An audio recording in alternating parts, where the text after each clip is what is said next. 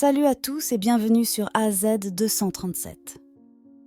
Dans notre bureau animé, Émilie, l'apparente stagiaire ordinaire, était constamment harcelée par des collègues qui la prenaient à tort pour une cible facile.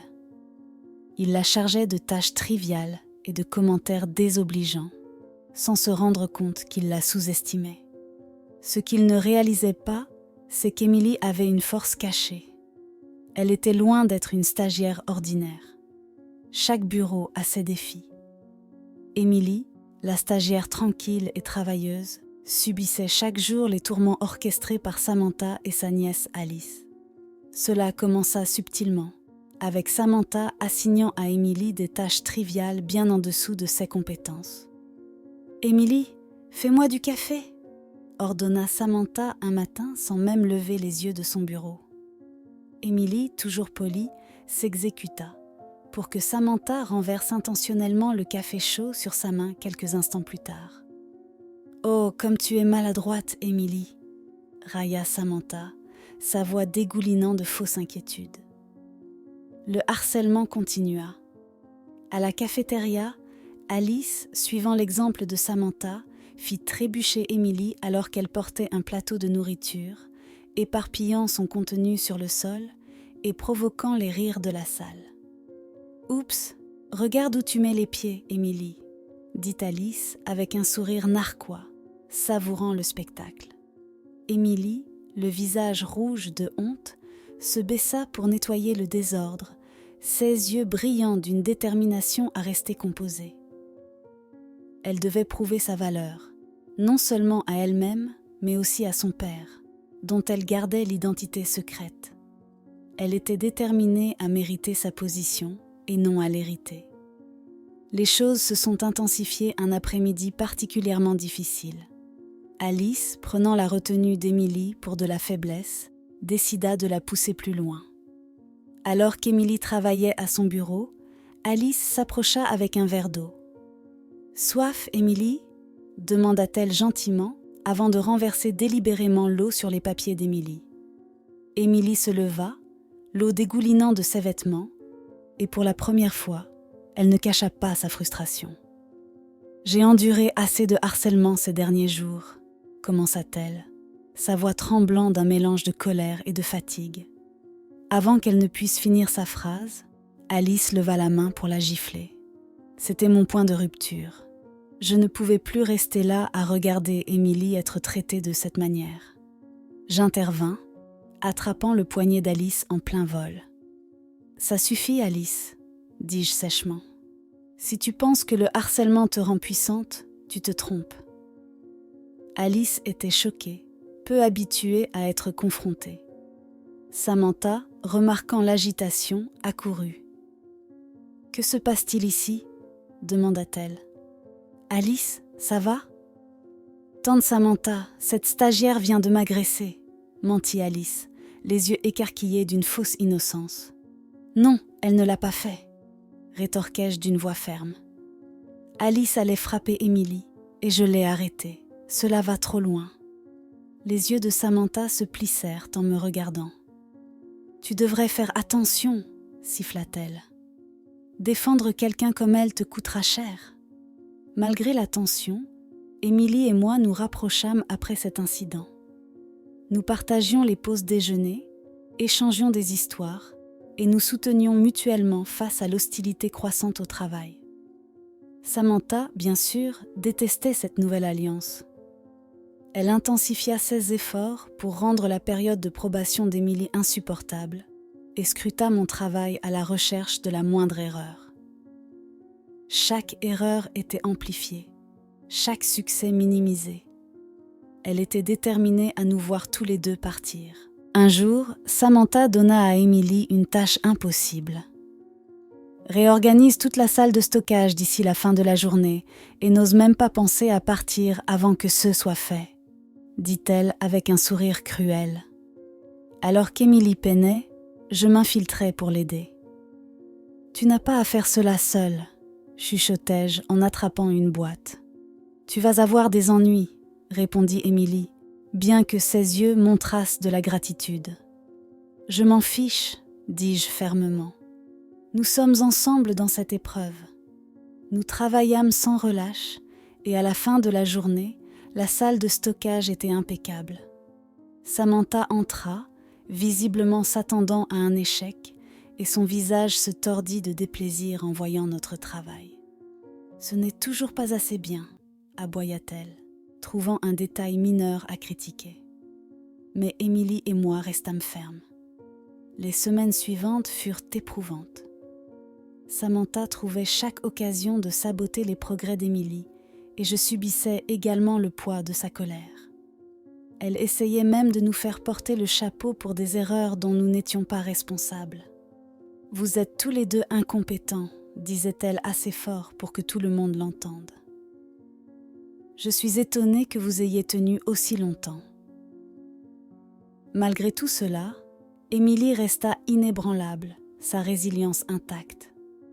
Un soir, après une autre réprimande particulièrement sévère de Samantha, je trouvai Émilie assise seule dans la salle de pause, la tête dans les mains.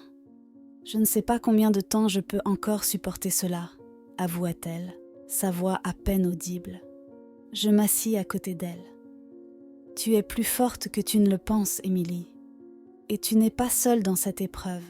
Nous allons y arriver ensemble. » Nous ignorions que la situation était sur le point de changer de la manière la plus inattendue.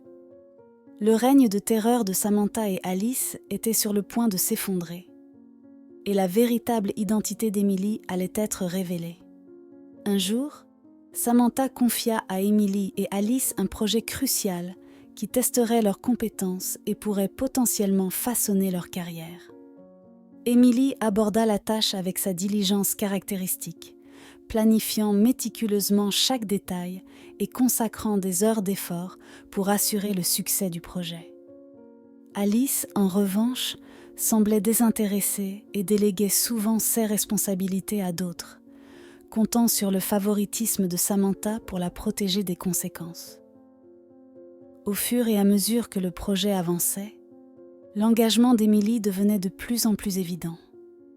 Elle gérait les défis avec grâce, résolvant les problèmes et ajustant les stratégies aux besoins. Son approche méticuleuse conduisait à des résultats prometteurs, suscitant les éloges des collègues qui reconnaissaient sa dévotion et ses compétences. En revanche, le manque d'engagement d'Alice était flagrant. Elle manquait souvent les délais, contribuait peu lors des réunions d'équipe et déplaçait fréquemment ses responsabilités sur Émilie ou d'autres. Malgré cela, Samantha continuait à protéger sa nièce de toute critique, exacerbant les tensions au sein de l'équipe.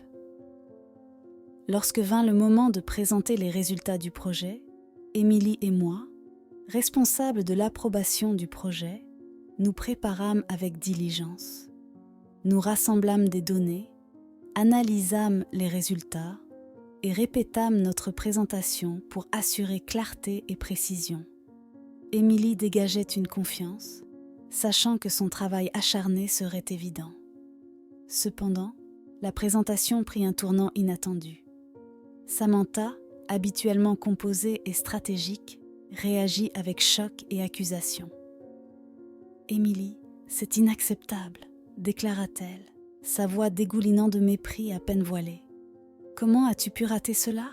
Les yeux d'Émilie s'écarquillèrent de stupeur. « Mais je... » commença-t-elle, ses mots s'évanouissant sous l'attaque implacable de Samantha. Samantha tourna alors son regard accusateur vers moi. « Et toi ?» continua-t-elle, sa voix remplie de dédain. « Comment as-tu pu approuver une telle incompétence ?» J'étais abasourdie par les accusations injustes, pleinement consciente de la qualité du travail d'Émilie. « Il doit y avoir une erreur, » répondis-je, ma voix calme malgré le tumulte intérieur. Le travail d'Émilie était exemplaire. Samantha écarta ma défense d'un geste de la main. « Garde tes excuses, » claqua-t-elle. « J'attendais mieux de vous deux. » Le bureau, autrefois un lieu de camaraderie et de coopération, était maintenant animé de chuchotements d'incompétence et de méfaits. Les collègues qui cherchaient auparavant les conseils d'Émilie la regardaient maintenant avec des regards incertains. leurs expressions un mélange de sympathie et de suspicion.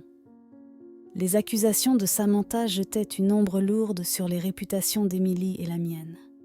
Plus tard dans la journée, Émilie et moi cherchâmes refuge dans la salle de pause, essayant d'échapper à l'atmosphère oppressante. Émilie s'effondra dans une chaise, les épaules alourdies par l'épuisement et la frustration. « Je ne comprends pas », murmura-t-elle, la déception évidente dans sa voix. « J'ai tout donné pour ce projet. » « Je sais, » répondis-je doucement, ma voix reflétant la sympathie et la détermination que je ressentais. Quelque chose ne tourne pas rond ici. Poussés par un sentiment partagé d'injustice, nous décidâmes d'examiner les dossiers du projet plus en détail. Tard dans la nuit, nous examinâmes minutieusement les courriels, les documents financiers et les notes de réunion, à la recherche d'indices pour expliquer les divergences. Au cours de l'une de ces sessions, nous trouvâmes une pièce de preuve cruciale, une série de courriels discutant des détails financiers du projet, signés par Samantha et inexplicablement liés à Alice. La réalisation nous frappa de plein fouet. Samantha et Alice avaient orchestré une tromperie, manipulant les résultats du projet pour couvrir leurs traces. « Cela change tout », dit Émilie, sa voix tremblant d'un mélange de colère et de détermination en pointant les preuves accablantes sur l'écran. Elles nous ont piégés. Je hochai la tête, mon esprit bouillonnant des implications de notre découverte.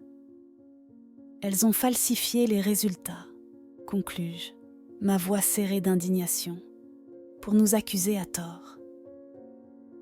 Les poings d'Émilie se serrèrent à ses côtés, sa résolution se renforçant à chaque instant. « Nous devons les dénoncer », déclara-t-elle, ses yeux brûlants de détermination.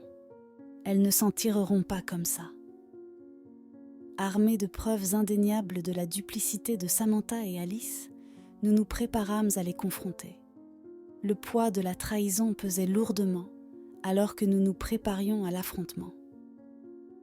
Le lendemain, nous marchâmes dans le bureau de Samantha avec détermination, nos preuves en main. En entrant, Samantha et Alice échangèrent des regards nerveux, leur assurance habituelle vacillant. « Nous savons ce que vous avez fait », déclara Émilie avec audace, brandissant les documents accablants pour qu'elle les voie. « Vous avez manipulé les résultats du projet et nous avez accusés à tort. » L'expression de Samantha se durcit, ses yeux se plissant de défi. « C'est une accusation grave », rétorqua-t-elle, sa voix teintée d'incertitude.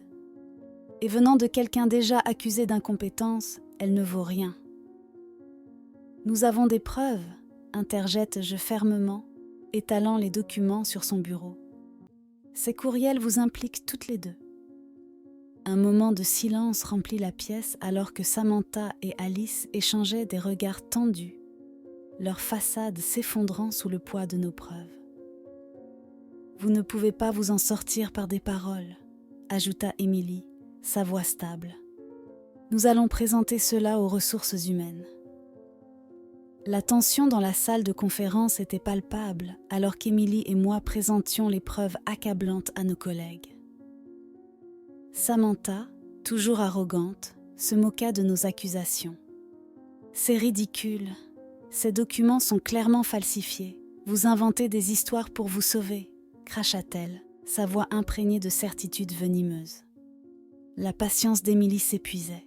« Assez, Samantha, » rétorqua-t-elle, son ton coupant la pièce comme un couteau.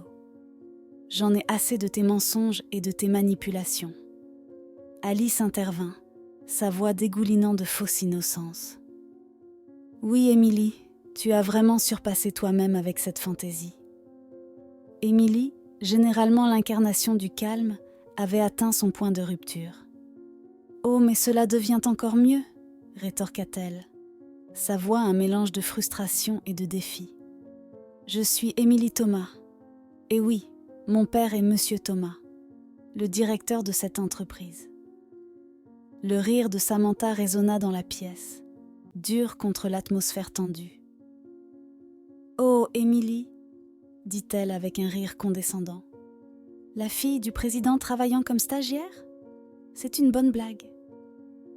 À ce moment précis, comme par hasard, la porte du bureau s'ouvrit et M. Thomas lui-même entra. Le souffle collectif était presque audible, alors que tout le monde se tournait vers lui. L'assurance de Samantha s'effondra, son arrogance disparaissant sous son regard intense. « Monsieur Thomas ?» balbutia Samantha, sa voix légèrement tremblante. « Je ne savais pas. » Monsieur Thomas la regarda avec un mélange de déception et d'incrédulité. « Clairement, » répondit-il froidement, son ton tranchant à travers la tension. « Je ne savais pas que ma fille faisait face à de tels défis professionnels. » Se tournant vers Émilie, la salle se remplit d'une émotion chargée. « Émilie, » dit-il doucement, avançant pour l'embrasser. « Je suis désolée que tu aies dû endurer cela. » Émilie, toujours composée mais visiblement émue, hocha silencieusement la tête contre l'épaule de son père. « Merci, papa, » murmura-t-elle, sa voix épaisse d'émotion. Monsieur Thomas se redressa, son attitude passant de père à président. « À partir de maintenant, » annonça-t-il fermement, sa voix autoritaire, « Émilie prendra la direction de cette entreprise. » La pièce tomba dans un silence stupéfait, rompu uniquement par les supplications désespérées de Samantha et Alice. « S'il te plaît, Émilie, » supplia Samantha, sa voix pleine de regret. « Je ne voulais pas... » Mais Émilie leva la main, son expression déterminée. « Plus de mensonges, » déclara-t-elle fermement, ses yeux brûlants de résolution. « J'appelle les autorités. » Alors que Samantha et Alice étaient escortées dehors, leur réputation en ruine, Émilie ne perdit pas de temps à assurer que justice soit faite. Elle se rendit aux médias, exposant leur tromperie avec l'habileté d'un conteur chevronné, assurant que leur nom serait à jamais associé à la trahison. Se tournant vers moi avec un sourire complice, Émilie me présenta à son père. « Papa, voici mon amie, » dit-elle fièrement. « Elle a été mon roc à travers tout cela. » Monsieur Thomas me fit un signe de tête réfléchi. « Merci d'avoir soutenu Émilie, » dit-il chaleureusement. « Je pense que tu serais une excellente addition à notre équipe, aidant Émilie dans son nouveau rôle. » Je clignais des yeux de surprise, me sentant comme si on m'avait offert une place au premier rang de la meilleure scène de pouvoir. « Merci, monsieur Thomas, » parvins-je à dire, ma voix remplie de gratitude et d'excitation. « Je ne vous décevrai pas. » Et ainsi, Émilie et moi commençâmes notre prochain chapitre, un conte moderne de force, de résilience et de la victoire de l'intégrité sur la tromperie. Alors que nous affrontions les défis à venir, je ne pouvais m'empêcher de m'émerveiller devant les tournants inattendus de la vie et comment le véritable caractère trouvait toujours un moyen de briller à la fin. Quelle est votre opinion au sujet de cette histoire ? Dites-le nous dans les commentaires. Merci d'avoir regardé la vidéo. Surtout, n'oubliez pas de cliquer sur le bouton j'aime et partager autour de vous. À très bientôt sur AZ 237.